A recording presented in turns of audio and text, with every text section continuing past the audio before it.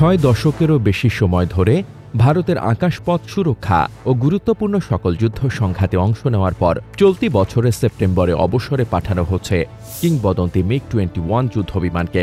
১৯ September পাঞ্জাবের চণ্ডীগড় বিমান ঘাঁটিতে এক বিদায় অনুষ্ঠানের মধ্য দিয়ে অবসরে পাঠানো হবে শব্দের চেয়ে বেশি গতিসম্পন্ন সুপারসনিক এই যুদ্ধবিমানের বহরকে। ভারতীয় বিমান বাহিনী জানিয়েছে, বর্তমানে ৩৬টি মিগ-21 যুদ্ধবিমান আছে তাদের বহরে। যুদ্ধবিমানের ২৩তম স্কোয়াড্রন হিসেবে কাজ করছে এটি। এই বহরকে বাদ দিলে বিমান বাহিনীতে অবশিষ্ট থাকবে যুদ্ধবিমানের ২৯টি স্কোয়াড্রন। ১৯৬৩ সালে প্রথমবারের মতো ভারতীয় বিমান বাহিনীতে যুক্ত হয় রাশিয়ান নির্মিত মিগ-21। এরপর নানা সময়ে প্রশিক্ষণ বিমান সহ প্রায় ৯০০ মিগ-21 বিমান বাহিনীতে যুক্ত করে ভারত। রাশিয়ার কারিগরি সহায়তায় এর প্রায় ৬০০ই ভারতে নির্মিত।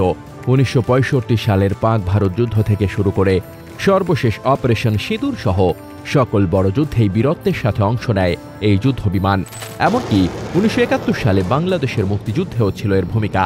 ১৪ ডিসেম্বর তৎকালীন পূর্ব পাকিস্তানে বিশেষ অভিযান পরিচালনা করে ভারতের ৪টি মিগ-21।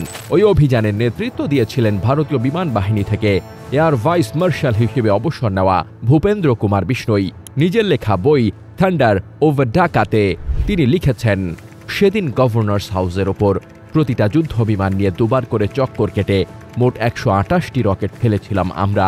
তার ২ দিন পর ১৬ ডিসেম্বর ৯৩,০০০ সেনা নিয়ে আত্মসমর্পণ করেন পাকিস্তানের সর্বাধিনায়ক জেনারেল নিয়াজি। ভারতীয় বিমান বাহিনীতে সবচেয়ে দীর্ঘ সময় ধরে যুক্ত থাকা যুদ্ধবিমান মিগ-21।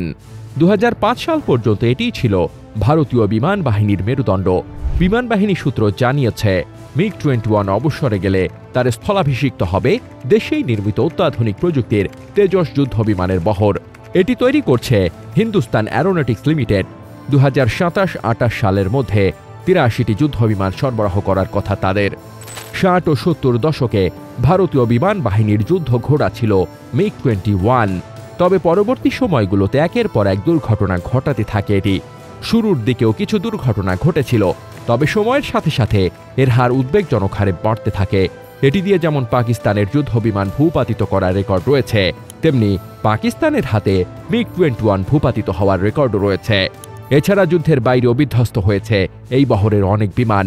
সাম্প্রতিক মাইলস্টোন ট্র্যাজেডিতে চীনের তৈরি বাংলাদেশ বিমান বাহিনীর যে F-7 যুদ্ধবিমান বিধ্বস্ত হয়েছে, সেটি মিগ-21-এরই অনুরূপ। সরকারি তথ্যের বরাত দিয়ে দ্য ইন্ডিয়ান এক্সপ্রেস ভারতীয় সংবাদ মাধ্যমগুলো জানিয়েছে, গত ৬০ বছরে ৫০০-র বেশি মিগ-21 বিধ্বস্ত হয়েছে। এসব দুর্ঘটনায় প্রাণ হারিয়েছে ১৭০ জন পাইলট সহ ২০০-র বেশি মানুষ। শেষ ১৫ বছরেই ২০টি মিগ বিধ্বস্ত হয়েছে বলে জানিয়েছে তারা।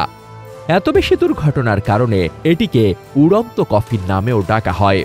তবে সময়ের সাথে সাথে পরিমার্জন করা হয় মিগ-21গুলোকে।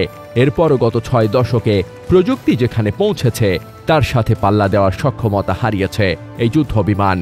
এটি এক ইঞ্জিন বিশিষ্ট, এর পেলোড ক্যাপাসিটিও কম, একই সাথে জ্বালানি ও অস্ত্র বহনের ক্ষমতাও কম। এছাড়া স্বল্প রেঞ্জের হওয়ায় সাথে সাথে উড্ডয়নরত অবস্থাতেই জ্বালানি ভরার ব্যবস্থাও নেই মিগের। সব মিলিয়ে বর্তমান যুদ্ধক্ষেত্রে লড়াইয়ের সক্ষমতা হারাচ্ছে এটি।